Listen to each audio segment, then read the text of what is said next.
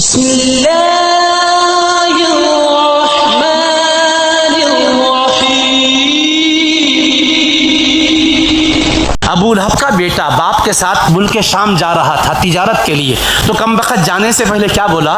اب بھی میں آتا ہوں، محمد صلی اللہ علیہ وسلم کو جا کر ان کے رب کے بارے میں ایسی باتیں سناتا ہوں جس سے ان کا دل دکھے گا۔ تو حضور کے سامنے آ گیا اور اللہ کے خلاف حضور کے سامنے بولنے لگا۔ جب خدا کی بارگاہ کی گستاخی مصطفیٰ کے سامنے کھڑے ہو کر کی، حبیب کو تکلیف ہوئی۔ حبیب کی زبان سے نکلا، اللہم صلیت علیہ کلبا من کلابک، اے اللہ تیرے کتوں میں سے کسی کتے کو اس پر مسلط فرما دے۔ اور حبیب سے ایسی گستاخی کی، مصطفیٰ کی چادر کو کھینچ کر پھاڑ دیا، گستاخی کی۔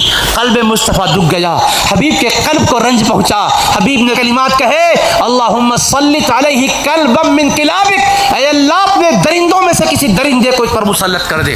یہ پلٹ کر باپ کے پاس گیا، باپ نے کہا تو کیا بول کر آیا؟ اس نے کہا میں نے تو ان کے بارے میں ایسا ایسا بولا، ایسا ایسا کیا۔ انہوں نے کیا کیا؟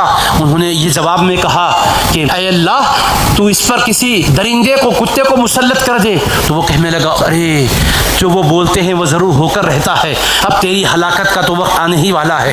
اب وہ سفر میں جانے کا فیصلہ کر لیا تھا، اس کی حفاظت کرتے ہوئے لے کر گیا، ایک مقام پر پڑاؤ ڈالا تو وہاں کا راہب بولنے لگا، ارے تم لوگ یہاں پر کیوں پڑاؤ ڈال رہے ہو؟ یہ زمین ایسی ہے، یہاں درندے، بھیڑیے، شیر ایسے ہی چلتے پھرتے ہیں جیسے بکریاں چلتے پھرتے نظر آتی ہیں۔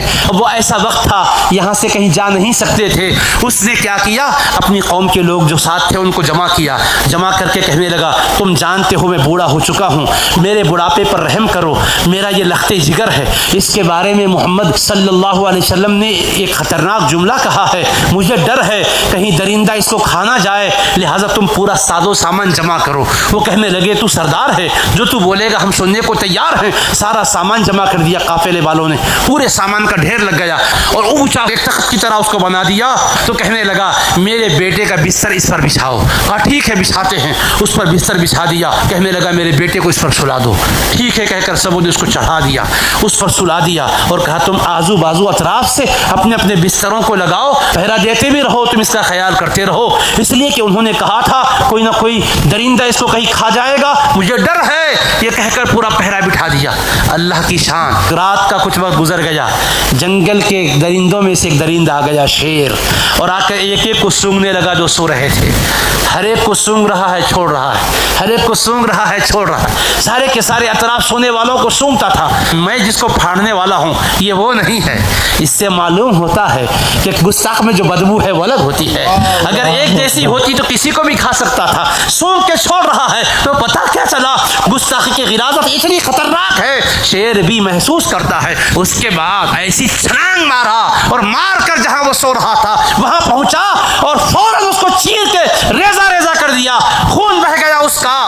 سب کی آنکھیں کھلی، حیران رہ گئے، اتنی حفاظت کا ہم نے انتظام کیا تھا، مگر گستاخ رسول کا انجام خدا دکھا کے بتایا ہے۔ میرے حبیب کا دل دکھانے والے سن، خدا کا قہر کب برسے گا تجھے نہیں معلوم، عذاب کا کوڑا کبھی بھی برس سکتا ہے۔ فصب علیہم ربک صوت عذاب ان ربک لبالمرصاد۔ مصطفیٰ آپ کا رب گھات میں ہے، آپ کے گستاخ پر اپنے عذاب کا کوڑا برسانا چاہتا ہے، کب برسانا ہے اس کو معلوم ہے حبیب، لیکن اس کو چھوڑے گا نہیں میرے مصطفیٰ، اللہ نے بتا دیا۔